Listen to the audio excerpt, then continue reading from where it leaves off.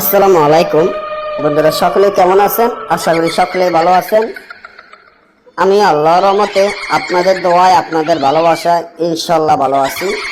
তো আজকে শত্রুকে প্যারালাইসিস মৃত্যুর মরণ বান এক ভাই চাইছেন, তার জন্য দুইটা নকশা দিয়ে দিলাম। একটা হলো দৌড়াই কুফুরি নকশা, একটা আরবি লাইনের, একটা মগ লাইনের, দুই ভাষা এবং দুইটার যে কোনো একটা দিয়ে আপনারা শত্রুকে মরণ মৃত্যুর বান মারতে পারবেন। এটা গ্যারান্টি, এটা 100% গ্যারান্টি।